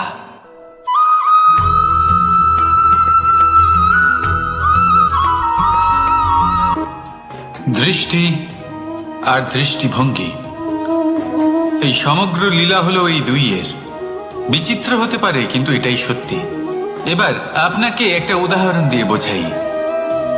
অনেক সময় আপনি কোনো ব্যক্তিকে এটা বলতে শুনবেন যে আমি আমার নিজের উপরে গর্ব করি, আমি নিজেকে নিয়ে গর্ব করি, আমি খুব ভালোভাবে আমার মা বাবার সেবা করি, ওনাদের আমি সবসময় সুখী রাখি, ওনাদের আমি একটা বাড়ি দিয়েছি, সকল সুখ সুবিধা দিয়েছি, ওনাদের জীবনে প্রত্যেক জিনিস দিয়েছি আর দেব যা তাদের প্রয়োজন।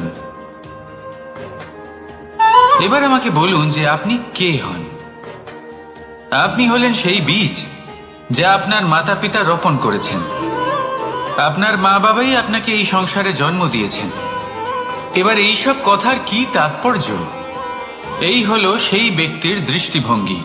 এবার দেখা যাক এই প্রকৃতি আমাদের কি শেখায়। কখনো কোনো গাছকে দেখবেন, যখন সেই গাছে ফল আসে, সে মালিকে এটা বলে না যে দেখো আমি তোমাকে ফল খেতে দিচ্ছি। সেই বৃক্ষ এটা বলে না যে দেখো আমি তোমায় আহার করতে দিচ্ছি, কারণ ও জানে যে এটা হলো সেই মালির পরিশ্রম, এটা হলো তারই কর্মের ফল, আর এটা তারই পাওয়া উচিত। সে বলে যে তোমার জিনিস তোমাকেই অর্পণ করলাম, এ আমার জিনিস নয়। ও জানে সেই মালির গুরুত্ব আসলে কি, এটা হলো তার দৃষ্টিভঙ্গি। সেই জন্য আপনি জীবনে কোন ব্যক্তির মধ্যে, কোন পশু পাখির মধ্যে, কোন প্রাণীর মধ্যে, কোন পরিস্থিতিতে, কোন আবেগের মুহূর্তে কি দেখতে পাচ্ছেন, সেটা আপনার দৃষ্টিভঙ্গির উপরে নির্ভর করছে। তাই নিজের মনে ধনাত্মক ভাব জাগ্রত করুন, শুভ চিন্তা নিয়ে আসুন। এই ভাবনাই সত্য হয়ে সামনে আসবে। এই দৃষ্টিভঙ্গি এমন হয়ে যাবে যে আপনার জীবনে সবকিছুই শুভ হবে। তাহলে আসুন আর আমার সাথে ভালোবেসে বলুন, রাধা রাধা।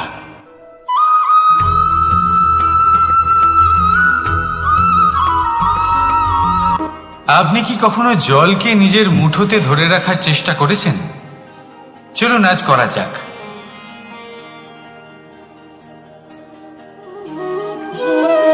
যদি আপনি নিজের মুঠো জোরে বন্ধ করেন,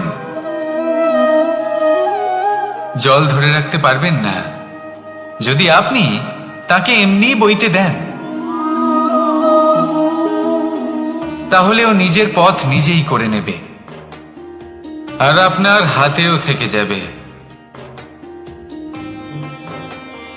আমাদের জীবনও হলো কিছুটা এরকম, জলের মতো। নিজের পথ নিজেই করে নেয় এই জীবন।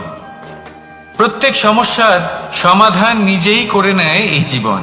তাই জীবনে যখন কোনো পরিস্থিতি আমাদের প্রতিকূল হয়ে থাকে, কিছুই হয়তো আমরা বুঝতে পারছি না, কিছুই যখন বসে থাকে না, তখন আমরা হতাশ হয়ে পড়ি, নিরাশ হয়ে পড়ি। আর এটাই করা উচিত নয়। শান্ত মনে দেখতে হবে যে এই জীবনে আসলে কি ঘটে চলেছে। কষ্ট সবাই ভোগ করেন, কষ্ট পেলে কেউ রেগে যান, রেগে গিয়ে পরাক্রম দেখান। এটাই তো করা উচিত নয়। শান্ত মনে সেটাই করতে হবে যা জীবন আমাদের শেখাতে চাইছে। জীবন আমাদের সব শিখিয়ে দেবে, শুধু মনে রাখবেন কখন প্রয়াস করতে হবে আর কখন আমাদের প্রতীক্ষা করতে হবে, সেটা আগে আপনাকে বুঝতে হবে। তাহলে আসুন আমার সাথে ভালোবেসে বলুন, রাধা রাধা।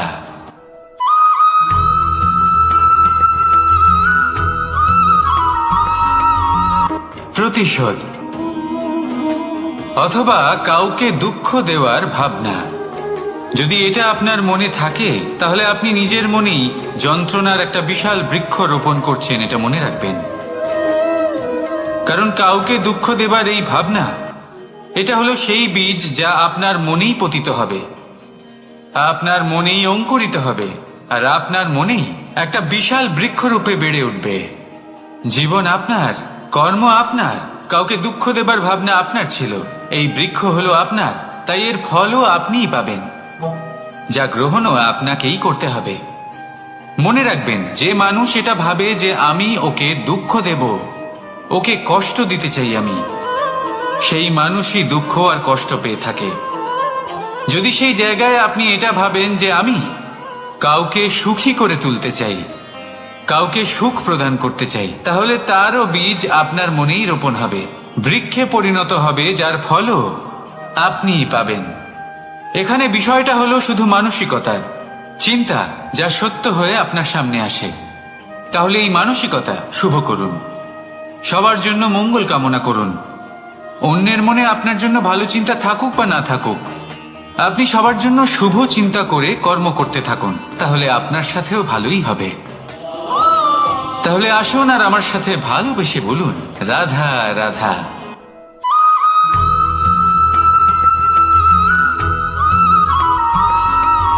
বাজ পাখিকে পক্ষীরাজ বলা হয়।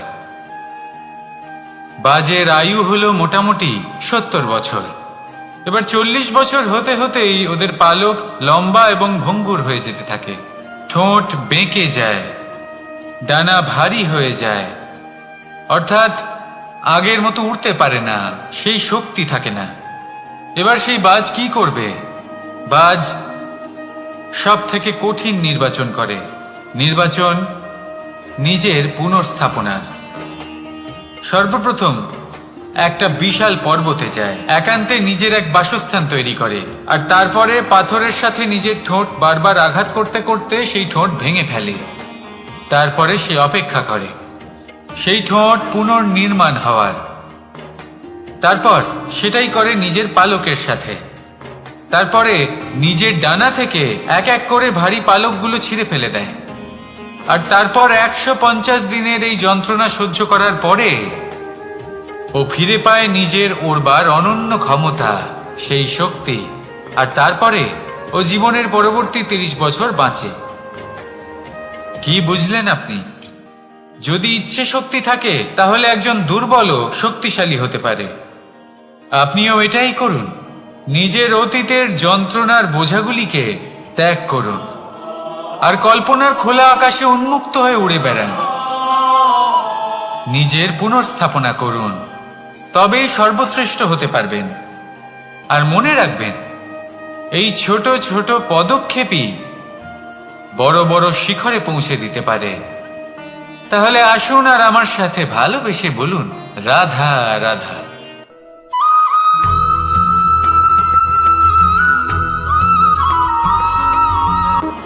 সুখ আর অভিজ্ঞতা, এই দুই জীবনে একসাথে কখনোই আসে না। মনে রাখবেন, যেখানে সুখ থাকে সেখানে অভিজ্ঞতা থাকে না। আর যখন এই সুখ আমাদের জীবন থেকে দূরে চলে যায়, তখন আমাদের জীবনে আসে এই অভিজ্ঞতা। পরমাত্মা, প্রকৃতি, নিয়তি এই অভিজ্ঞতাকে আমাদের জীবনে পাঠান, যাতে আমরা একটা অত্যন্ত গুরুত্বপূর্ণ শিক্ষা, একটা জ্ঞান প্রাপ্ত করতে পারি। এই অভিজ্ঞতা আমাদের শেখায় যে অতীতে এমন কি হয়েছিল যা আমাদের করা উচিত হয়নি। আমাদের শেখায় ভবিষ্যতে এমন কি আছে যা আমাদের করা উচিত আর কি করা উচিত নয়। দেখতে গেলে এই অভিজ্ঞতা আমাদের সেই শিক্ষা দেয় যার জন্য আমরা সুখের দিকে উচিতভাবে অগ্রসর হতে পারি। সেই জন্য জীবনে যখনই দুঃখ আসবে, দুঃখের এই সময় আসবে, তখন হতাশ হবেন না। বোঝার চেষ্টা করুন এই পরিস্থিতি কেন এসেছে, কি শিক্ষা দিতে এসেছে। যদি আপনি সেই জ্ঞান লাভ করেন, সুখের পথে অগ্রসর হন, তাও উচিত রূপে, তাহলে এই অভিজ্ঞতার উদ্দেশ্য পূরণ হয়ে যায়। তাহলে আসুন আর আমার সাথে ভালোবেসে বলুন, রাধা রাধা।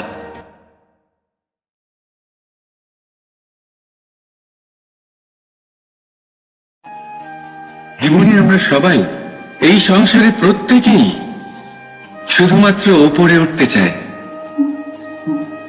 এমন কেউ নেই যে নিচে পড়তে চায়। কিন্তু আপনাকে যদি সত্যের সাথে পরিচয় করাই, তাহলে নিচে পড়া অত্যন্ত আবশ্যক। যখন আপনি নিচে পড়েন, তখন সর্বপ্রথম আপনার মনে পড়ে ওপরে যখন ছিলেন সেই স্থান, সেই সময় এবং তার গুরুত্ব কি ছিল। তার থেকেও বড় শিক্ষা, আপনার যখন পতন ঘটে তখন আপনি বুঝতে পারেন আপনার আপন কে আর আপনার পর কে। কে আপনার শুভাকাঙ্ক্ষী আর তারা কে যারা আপনাকে ঈর্ষা করে, আপনাকে ঘৃণা করে। দেখুন, যখন আপনার পতন ঘটে, সেই সময় যিনি হাত বাড়াবেন আপনাকে সাহায্য করার জন্য, উনিই আপনার আপনজন। আর যখন আপনার পতন ঘটে, তখন শান্ত হয়ে দেখবেন যে আপনাকে দেখে হাসছে সেই আপনার পর। আর এই আপনজন আর পরের জ্ঞান তখনই হবে যখন আপনার পতন ঘটবে, তখন নয় যখন আপনি উন্নতি করছেন। সেই কারণে পতনকে কখনো ভয় পাবেন না। এটা আপনাকে জীবনের খুব বড় এক শিক্ষা দিয়ে যায়। রাধা।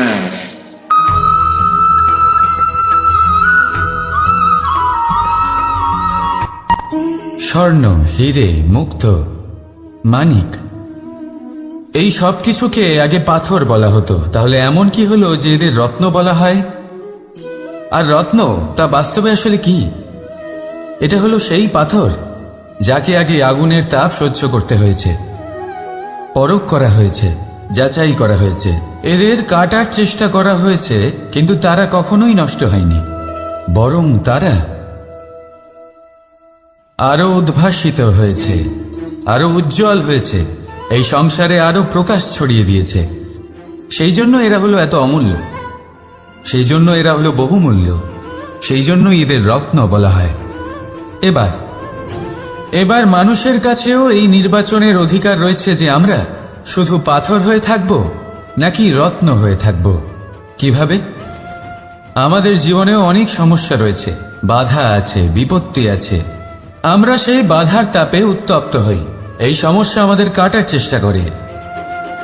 অনেক মানুষ বিভিন্ন পরিস্থিতি আমাদের ভাঙার চেষ্টা করে, কিন্তু আমাদের নষ্ট হলে চলবে না। যেভাবে এই রত্ন সমস্যার সম্মুখীন হয়ে পাথর থেকে রত্ন হয়েছে, সেইভাবেই আমাদেরও আমাদের সমস্যার সম্মুখীন হয়ে রত্ন হয়ে উঠতে হবে, এই সংসারে প্রকাশের স্রোত হয়ে উঠতে হবে। তাহলে এটাই করুন আর আমার সাথে ভালোবেসে বলুন, রাধা রাধা। এবার অনেক সময় মানুষের মনে এরকম প্রশ্ন আসে যে এই সংসারে সব থেকে বড় বিপদ কি? কেউ বলে ধর্ম সংকট, আবার কেউ বলে প্রাণের উপর আসা সংকট। প্রত্যেক মানুষের জীবনে বিভিন্ন সংকট আসে, আর এই সমস্ত সংকট অত্যন্ত বিচিত্র হতে পারে। এই সমস্ত সংসার হলো সংকট দ্বারা পরিপূর্ণ। ঠিক আছে, আপনাকে একটা উদাহরণ দিই। একজন ধনী ব্যক্তি, এবার ওনার জীবনে সংকট কি হতে পারে? সংকট এটাই যে কেউ তার সম্পত্তি চুরি না করে নেয়, আমরা বুঝতে পারছি। এবার একজন চোর, তার জীবনে সংকট কি হতে পারে? যে চুরি করার সময় সে যদি তার একটা কাশি চাপতে না পারে, তাহলে সে ধরা পড়ে যেতে পারে, ঠিক কিনা? আবার অনেক সময় এমনও হয় যে যার জন্য আমি সংকট, সেও আমার কাছে সংকট। যেমন এই পরিস্থিতিতে দেখুন, সংকট হলো সংকট, এ তো জীবনে থাকবে, কিন্তু এর সম্মুখীন কিভাবে হওয়া যায়? খুব সরল, সব এটার ওপর নির্ভর করে, মনের ওপর। এই মনকে নিয়ন্ত্রণ করলে সব ঠিক থাকবে। এবার যদি ধনী ব্যক্তি মনকে নিয়ন্ত্রণ করে ফেলেন, নিজের অর্থের ব্যবহার শুভ কাজের জন্য, সমাজের সেবার জন্য বিকাশ করতে করেন, ওই অর্থকে একত্রিত করে না রাখেন, তাহলে চুরির সমস্যা, এই সংকট সেখানেই কেটে যাবে। এবার যদি কথা বলি সেই চোরের, তাহলে চোর যদি নিজের মনকে সংযত করে নেয়, যদি নিজের কর্মকে নিয়ন্ত্রণ করতে পারে, তাহলে এমন কোনো স্বর নেই, এমন কোনো স্বর নেই যা ওকে ধরা পড়তে বাধ্য করবে। সেই জন্য জীবনে সংকট যতই আসুক, যত বড়ই সংকট আসুক না কেন, কবচ হলো একটাই, আর এই কবচের নাম হলো আত্মনিয়ন্ত্রণ। নিজের মনকে নিয়ন্ত্রণে রাখতে শিখুন। এটা নিজের জীবনে প্রয়োগ করে তো দেখুন। যদি আপনি করতে পারেন, তবে আপনি দেখবেন যে সংকট তো জীবনে আসা যাওয়া করে, কিন্তু সেই সংকটগুলির সম্মুখীন আপনি এইভাবে করতে পারবেন। তাহলে সেটাই করুন, আর আমার সাথে ভালোবেসে বলুন, রাধা রাধা। জীবনে যখনই আমাদের সামনে কোনো সংকট আসে, তখন আমাদের সামনে দুটো পথ খোলা থাকে।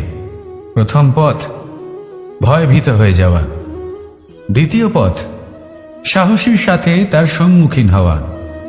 এই দুইয়ের উদ্দেশ্য সমান, লক্ষ্য হলো সমান, আত্মসুরক্ষা, জীবন রক্ষা। কিন্তু ভয়কে দুর্বল মনে করা হয় আর সাহসকে আপনার বল বলে মনে করা হয়। কারণ হলো এটাই যে ভয়, তা হলো শুধুমাত্র একটা প্রতিক্রিয়া, আর সেইখানে সাহস, এটা হলো একটা নিশ্চয়, একটা প্রতিবদ্ধতা। আর যদি সাহসের সাথে আপনি সংকটের সম্মুখীন হন, তাহলে হয়তো সেই সংকট আপনি চিরকালের মতো দমন করতে পারবেন। কারণ বিপদ যখন আসে, তখন সর্বপ্রথম আমাদের দ্বন্দ্ব হয় এখানে, মনে। সেই বিপদের সম্মুখীন আমরা এখানে হই। যদি এই হৃদয়কে, এই মনকে আপনি সাহসী করে তুলতে পারেন, তাহলে তাতে কখনো ভয় আসবে না, আর সেই বিপদের সম্মুখীন হওয়াও সরল হবে, জয়লাভ করাও সরল হবে। তাই নিশ্চিত রূপে সাহস হলো অধিক শ্রেষ্ঠ। জীবনে যখনই কোনো সংকট আসবে, তখনই সাহসের সাথে তার সম্মুখীন হন, আর আমার সাথে ভালোবেসে বলুন, রাধা রাধা। সংসারের সব থেকে মূল্যবান ধন কি হতে পারে? সেটা কি সেই স্বর্ণ যা দিয়ে অলংকার তৈরি করে আমরা ধারণ করি, নাকি সেই সব হিরে মুক্ত রত্ন যা হয় আমরা নিজেদের মুকুটে ধারণ করি বা হাতে আংটি বানিয়ে ধারণ করি, নাকি সেই ধন যার দ্বারা আমরা সংসারে যা চাই তাই কিনতে পারি? এই সব হলো ধন সম্পত্তি, কিন্তু সব থেকে বেশি মূল্যবান কিন্তু এরা নয়। এগুলো যে কেউ আপনার থেকে অনায়াসে কাটতে পারে। কোনো চোর চুরি করে নিতে পারে, কোনো ডাকাত এসে লুট করে নিতে পারে। সংসারের সব থেকে মূল্যবান ধন হলো সেটাই যাকে আমরা জ্ঞান বলে থাকি, যা আপনার থেকে কেউ কেড়ে নিতে পারবে না।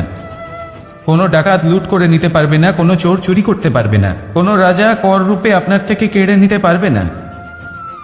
এগুলো আপনার সাথেই থাকবে। কিন্তু একটা কাজ আছে যা আপনি করতে পারেন। এই জ্ঞানরূপী ধন আপনি ছড়িয়ে দিতে পারেন। এই জ্ঞানই হলো এমন একমাত্র ধন যা ভাগ করে নিলে আরো বেড়ে যায়।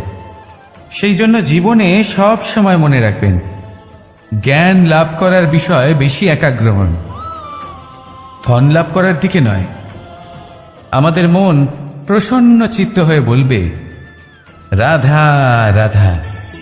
বৃক্ষের বীজ একটা সর্ষের দানার থেকেও ছোট হয়, কিন্তু যখন এটা বড় হয় তখন একটা বটগাছের মতো বৃহৎ আর মহান হয়ে ওঠে। গঙ্গা নদী, এর প্রারম্ভ হয় একটা ছোট্ট আর সরু স্রোত দিয়ে, তারপর সেটা বড় ধারায় বদলে যায়, তারপর সেটা নদীতে বদলে যায়, আর তারপর মহানদীতে পরিবর্তিত হয়। আপনি কি বুঝতে পারছেন যা আমি আপনাকে বোঝানোর চেষ্টা করে চলেছি?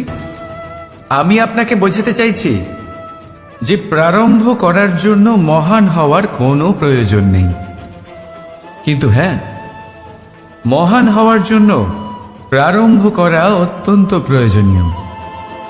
তাই শুরু করুন। আপনার ক্ষুদ্র এই প্রারম্ভ আপনার জন্য বৃহৎ হয়ে উঠতে পারে। শুরু করেই দেখুন না, আপনার গন্তব্য আপনার জন্য অপেক্ষা করে আছে। রাধা রাধা। পুষ্প দেখতে পাচ্ছেন আপনি? কি সুন্দর এই পুষ্প। সবাই চায় এরকম কোনো এক পুষ্প সে নিজের করে নেবে, নিজের কাছে রাখবে। এবার ভাবুন, এই পুষ্প যে সম্মান পায় তা কিসের জন্য পায়? শুধু কি তাকে সুন্দর দেখতে বলে? আসুন আপনাকে একটা কথা বোঝাই। এই ফুল যখন গাছে থাকে তখন এই রূপ আমাদের আকর্ষণ করে। এই ফুল দিয়ে যদি আপনি মালা বানান, কোনো মূর্তিতে দেন, তাহলে তা সম্মানের নিদর্শন হয়। এবার এই ফুলই যদি আপনি বিছানাতে ছড়িয়ে দেন, তাহলে সেই দৃশ্য দেখে সেই সুবাসে আপনার মন পুলকিত হয়ে ওঠে।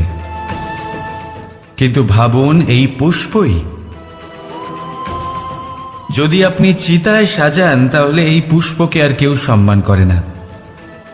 একই রকম কথা, সেই একই পুষ্প এক পরিস্থিতিতে সম্মান পাচ্ছে, এক পরিস্থিতিতে নয়। কেন? কারণ এতেই লুকিয়ে রয়েছে একটা গুরুত্বপূর্ণ শিক্ষা। এর সারমর্ম হলো এটাই যে এই সম্মান ব্যক্তি বা বস্তুকে করা হয় না, সম্মান করা হয় সময় এবং পরিস্থিতিকে। এবার এই যে সময়, তা কখনোই আমাদের বশে থাকে না। আমাদের বশে থাকে পরিস্থিতি। আমাদের পরিস্থিতি কেমন হবে তার সিদ্ধান্ত স্বয়ং আমরাই নিই, আর যেরকম আমাদের পরিস্থিতি হবে সেরকমই আমাদের সম্মান করা হবে। তাহলে আসুন আমার সাথে ভালোবেসে বলুন, রাধা রাধা।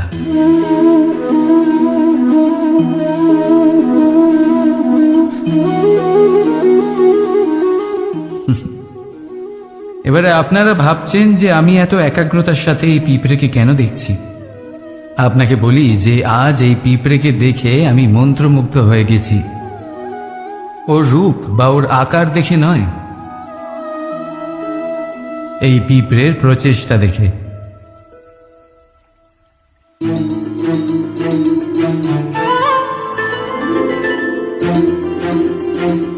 আপনি জানেন, অজস্র পরিশ্রমের পরেই পিঁপড়ে তার নিজের একটা ছোট বাড়ি বানাতে পারে, যা অন্য প্রাণীদের জন্য অত্যন্ত সহজ ব্যাপার। তাই পিঁপড়ের জন্য তার জীবনের সবচেয়ে বড় ঘটনা, সবচেয়ে বড় সাফল্য তার। ভবিষ্যতে এই পিঁপড়ে থাকুক বা না থাকুক, তাদের বানানো বাড়ি বহু বছর অবধি টিকে থাকে। জীবনের সাফল্যের সাথেও ঠিক এমনটাই ঘটে। আপনি একদিনে সাফল্য লাভ করতে পারবেন না, কিন্তু যদি আপনি প্রতিদিন চেষ্টা করতে থাকেন, তবে একদিন আপনি অবশ্যই সাফল্য লাভ করবেন। মনে রাখবেন, ভাগ্যের দ্বার তাদের জন্য উন্মুক্ত হয় না যারা হার মেনে নেয়। ভাগ্য তার দ্বার তাদের জন্যই খোলে যারা বসে না থেকে প্রয়াস করে সেই দরজার কড়া নাড়াতে। তাই প্রয়াস করতে থাকুন, সাফল্য অবশ্যই একদিন না একদিন আপনার কাছে আসবেই। রাধা রাধা। এই তালাটা দেখতে পাচ্ছেন আপনি? এই তালাকে ভেঙেও খুলে দেওয়া যায়, আবার ভালোবেসেও খুলে দেওয়া যায়। অর্থাৎ এই তালাটা আপনি এই চাবির দ্বারাও খুলে দিতে পারেন, এই হাতুড়ি দিয়েও খুলে দিতে পারেন। কিন্তু এই খোলাতে তফাৎ আছে। যদি তালা খোলার জন্য আপনি সেটা ভেঙে ফেলেন, তাহলে তা পরের বার আর কাজে লাগবে না। কিন্তু যদি এটা আপনি চাবির দ্বারা খোলেন, তাহলে তা চিরকাল কাজে লাগবে। আমাদের জীবনে সম্পর্কগুলো কিছুটা এরকমই হয়। আমাদের জীবনের আনন্দরূপী ধন রক্ষা করে এই সম্পর্ক, কিন্তু ভালোবেসে। যদি ক্রোধের দ্বারা এই সম্পর্ক রক্ষা করা হয়, তাহলে পরে তা কোনো কাজে আসে না। তাই সম্পর্ক সবসময় প্রেমের চাবি দিয়ে খুলুন, কারণ প্রতিবার নতুন তালা আপনি ব্যবহার করতেই পারেন, নতুন সম্পর্ক গড়তে পারবেন না। রাধা রাধা। জীবন কি? এই জীবন আমরা জন্ম নিই, বড় হয়ে উঠি, আমাদের মা বাবা আমাদের পালন করেন, তারপর তাদের অর্থ দিয়ে আমাদের বাল্যকাল কাটে। আমরা আরো বড় হই, বিবাহ বন্ধনে আবদ্ধ হই, আমাদেরও সন্তান হয়, আমরা তাদের পালন করি, তারপর আমরা বৃদ্ধ হই, আর একদিন এই সংসার ছেড়ে আমরা সকলে চলে যাই। এটাই কি জীবন? আপনার মনে এই প্রশ্ন হয়তো অনেকবার জেগেছে, তাই না? এবার একটু জলের যাত্রাপথ লক্ষ্য করুন। সাগর থেকে বাষ্প হয়ে ওঠে এই জল, মেঘ হয়ে ঝরে পড়ে সে, তারপর নদী হয়ে আবার সাগরে মিলিয়ে যায়। কিন্তু কখনো এই প্রশ্ন করে না যে তার জীবন কি, তার উদ্দেশ্য কি। প্রতিটা মুহূর্ত বাঁচে সে, আর অন্যদের যতখানি সম্ভব সাহায্য করে।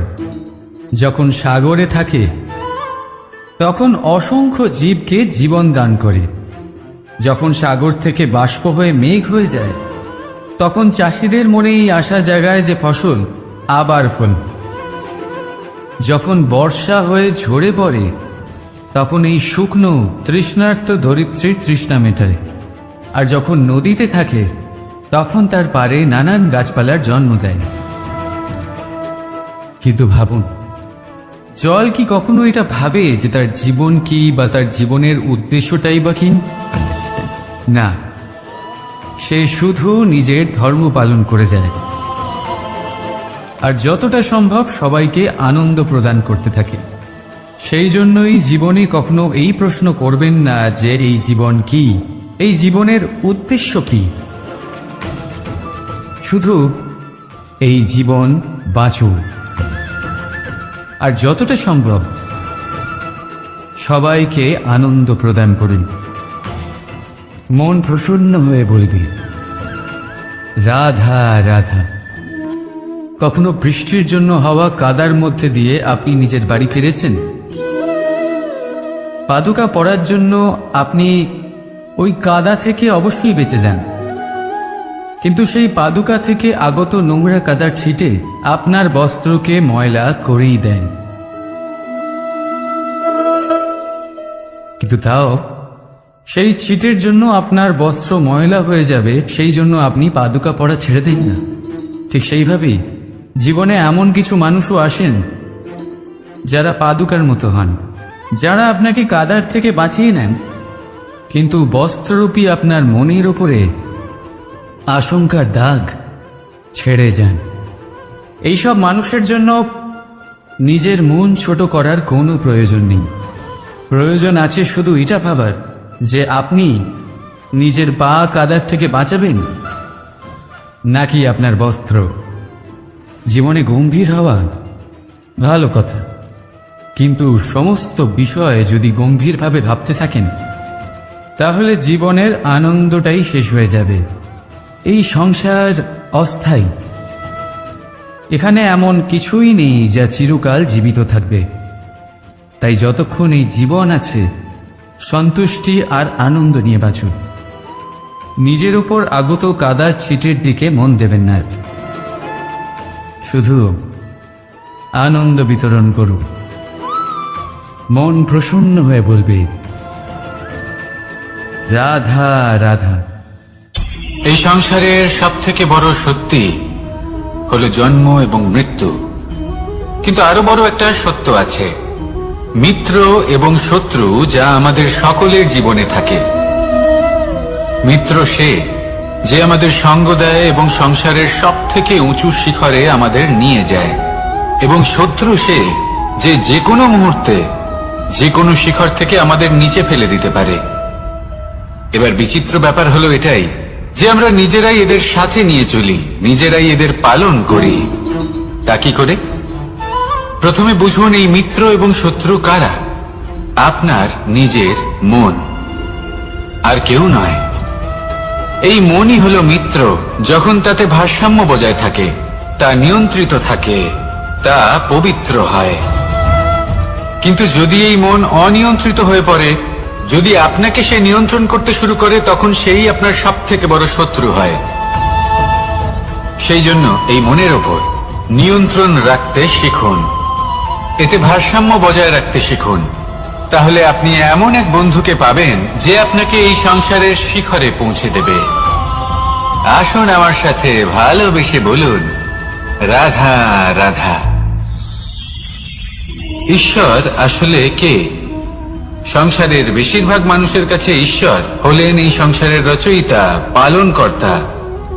কারোর কাছে উনি জ্ঞাতা, কারোর কাছে উনি হলেন আস্থার প্রতীক, আবার কারোর জন্য শুধুমাত্র অন্ধ বিশ্বাস। কিন্তু এই ঈশ্বর কি কোনো শরীর, নাকি একটা বোধ, নাকি শুধুই শ্রদ্ধা? ঈশ্বর হলেন তিনি যিনি হলেন আপনার ইষ্ট। সেই জন্যই তো গুরু, মাতা, পিতা এনাদেরও ঈশ্বরই বলা হয়েছে। যাদেরকে আমরা ঈশ্বর বলে মনে করি, যারা আমাদের ইষ্ট, তারা আমাদের একটি পথ দেখান, একটি দিকে চালিত করেন। সেই পথে চলে আপনি শুভ কর্ম করতে পারেন। আর যখন কোনো ব্যক্তি তার ঈশ্বরের আদেশ পালন করেন, তখন সে নিজে থেকেই শুভ পথে অগ্রসর হয়ে যান। বেশ কয়েকজন মানুষ ঈশ্বরের ওপর আস্থা রাখেন এবং ভাবেন যে অনুচিত কোনো কাজ করা উচিত নয়, ঈশ্বর দেখছেন। ওনারা ভয় পান যে কোনো অনুচিত কর্ম করলে কে জানে তার পরিণাম কি হবে। এমন অনেক ব্যক্তি রয়েছেন যারা ঈশ্বরকে বিশ্বাস করেন এবং জানেন যে ঈশ্বর তাদেরকে দেখছেন। তাই যে যে শুভ কর্ম ওনারা করেছেন তার ফল তারা অবশ্যই পাবেন। এবার আপনি ভয় পেয়ে ঈশ্বরকে বিশ্বাস করবেন নাকি বিশ্বাসের দ্বারা ঈশ্বরকে বিশ্বাস করবেন, সেই সিদ্ধান্ত আপনারই। কিন্তু হ্যাঁ, যদি আপনার মনে ঈশ্বরের জন্য কোনো স্থান থাকে, যদি আপনার কোনো ইষ্ট থাকেন, যদি আপনি কাউকে ঈশ্বর মনে করেন, যার প্রত্যেক আদেশ আপনি পালন করে থাকেন, তাহলে বলি ঈশ্বর কখনো আপনাকে অনুচিত পথে চালিত করবেন না। আসুন আমার সাথে ভালোবেসে বলুন, রাধা রাধা। এই সংসারে ভিন্ন ভিন্ন ধরনের গাছ আছে, অসংখ্য ধরনের প্রজাতি আছে। কিছু গাছ পাতা দিয়ে থাকে, কিছু ফুল, কিছু ফল, কেউ ছায়া প্রদান করে, কেউ শীতলতা প্রদান করে। কেউ নিজেকে খুব কষ্ট দিয়ে এই সংসারের বিকাশে সহায়ক হয়ে ওঠে, কিন্তু এই সবার মধ্যে একটা বিষয় কিন্তু সমান। এরা প্রত্যেকেই পাতা ছাড়া, ফুল ছাড়া, ফল ছাড়া জীবিত থাকতেই পারে, কিন্তু কোনো বৃক্ষই শিকড় ছাড়া বেঁচে থাকতেই পারে না। এটাই হলো রাধার। ঠিক সেইভাবেই আমাদের জীবনে শক্তি হোক, ধন হোক বা সাফল্য হোক, আমাদের বা আমাদের পরিবারের প্রসন্নতাই হোক, এই সব কিছুর আধার হলো, সবকিছুর মূল হলো পরিশ্রম। তাই জীবনে চিরকাল পরিশ্রম করতে থাকুন। যদি আপনি জীবনে কর্ম এবং ফল, মানুষের স্বভাব হলো এটাই যে তিনি নিজের প্রত্যেক পরিশ্রমের প্রতিফল প্রার্থনা করেন। বেশিরভাগ সময় এই ফলাফলের চিন্তা করতে করতে, কল্পনা করতে করতে উনি কর্ম করতে থাকেন যে আমি এই কাজটা করলে এই ফল পাবো। সেই সব কল্পনা করতে থাকেন যা না তার হাতে আছে, না আছে অধিকার আর না আছে নিয়ন্ত্রণ। উনি শুধু নিজের কর্ম করতে পারেন। উনি কি ফল পাবেন তা তার হাতে কখনোই নেই। তাই আপনিও শুধুমাত্র কর্ম করতে থাকুন, ফলের চিন্তা করবেন না। মনে রাখবেন, শিকড় এবং শাখা যেভাবে একে অপরের সাথে জড়িয়ে, সেইভাবেই একে অপরের সাথে জড়িয়ে কর্ম এবং ফল। যেরকম কর্ম আপনি করবেন সেরকম ফল আপনি অবশ্যই পাবেন। তাই এই ফলের আশায় কর্মের সময় কখনোই নষ্ট করবেন না, কারণ যে ব্যক্তি সময় নষ্ট করেন, সময় সেই ব্যক্তিকে অবশ্যই নষ্ট করে দেয়।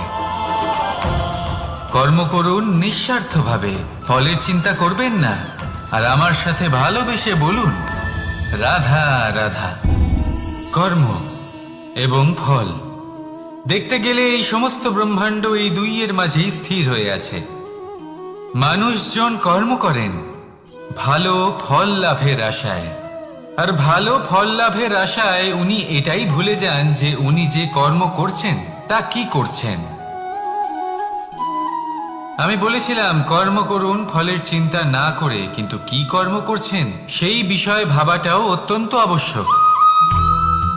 নয়তো অনেক সময় আমরা এমন কর্ম করে ফেলি যা না চাইতেও বিষে পরিণত হয়, যা হয়েছে দুঃশাসনের সাথে, দুর্যোধনের সাথে, গুরু দ্রোণের সাথে। একজনের মানসিকতা উচিত ছিল না, একজনের বিবেক উচিত ছিল না, আরেকজন যে পক্ষ নির্বাচন করেছিলেন সেই পক্ষ উচিত ছিল না। আর যা কিছু ওনাদের সাথে হলো, আপনার, আমার, আমাদের সকলের সাথে তা হতে পারে। আমি বলেছিলাম কর্ম করুন, ফলের চিন্তা করবেন না, কিন্তু এই কর্মের বিষয়ে বিচার করে দেখাটাও ততটাই আবশ্যক। দেখুন, কর্ম করার উচিত প্রক্রিয়া ফলের চিন্তা না করা, কিন্তু যদি আপনার কর্ম শুভ হয় তাহলে তার ফলও নিয়তি আপনাকেই দেবে। সর্বদা কর্ম করার সময় এটা ভাবুন যে আপনার এই কর্ম এই সংসারকে, এই সমাজকে, আপনার পরিবারকে, আপনার আশেপাশের মানুষজনকে কোন দিশায় নিয়ে যাবে। যদি এটা সবার জন্য মঙ্গলময় হয় তাহলে কর্ম করতে থাকুন। আর হ্যাঁ, নিশ্চিত রূপে ফলের চিন্তা করবেন না। আসুন আমার সাথে ভালোবেসে বলুন রাধা রাধা। বটবৃক্ষের বীজ সর্ষের দানার থেকেও ছোট হয়, কিন্তু যখন তা নিজের রূপ ধারণ করে তখন তা বিশাল বৃক্ষের আকার ধারণ করে, যা সহস্র বছর ধরে বেঁচে থাকে, ছায়া প্রদান করে, পাখিদের আশ্রয় প্রদান করে, আর দেয় পথচারীদের বিশ্রাম করার স্থান। কেন? কারণ সেই ছোট বীজ তা মাটির ভেতরে গিয়ে নিজের খোলস ত্যাগ করে। অন্ধকারে থাকে সে, যতই আলো আসুক না কেন, যতই বর্ষা আসুক না কেন, সব সহ্য করে। আর তারপরে একটা চারা গাছ অঙ্কুরিত হয়, তারপর ধীর গতিতে একটা বিশাল বৃক্ষতে পরিণত হয়। দেখুন, জীবনে কঠিন সময় আসে, এই জন্য নয় যে আপনি হার মেনে নেবেন, এই জন্য আসে যাতে আপনি ভবিষ্যৎ নির্মাণের জন্য নিজেকে তৈরি করতে পারেন। যদি কঠিন সময়ে আপনি ওই বীজের মতো দৃঢ় হয়ে থাকতে পারেন, তাহলে আপনিও একদিন সেই বিশাল বৃক্ষের মতো নিজের অস্তিত্ব গড়ে তুলতে পারবেন, যা সহস্র বছর পর্যন্ত মনে রাখা হবে। আসুন আমার সাথে ভালোবেসে বলুন রাধা রাধা। এই ব্রহ্মাণ্ড, এই ব্রহ্মাণ্ড কত বৃহৎ, তাই না? যার সম্মুখে এই পৃথিবীকেও একটা বিন্দুর মতো মনে হয়। আর এই পৃথিবীতে আমরা কে হই, আমাদের আকার কিরকম, আমাদের অস্তিত্বই বা কি? যখন আমরা এভাবে ভাবি তখন মনে হয় আমরা কিছুই নই। তা আমরা যখন কিছুই নই, তাহলে আমরা এত চিন্তা করি কেন? কি ভেবে ভয় পাই? কাকেই বা এত ভয় পাই? কে আমাদের মারতে পারে আর কেই বা আমাদের জন্ম দেবে? আত্মার আসলে না কখনো জন্ম হয় আর না কখনো মৃত্যু। আত্মা শুধুই শরীর বদল করে। আপনি, আমি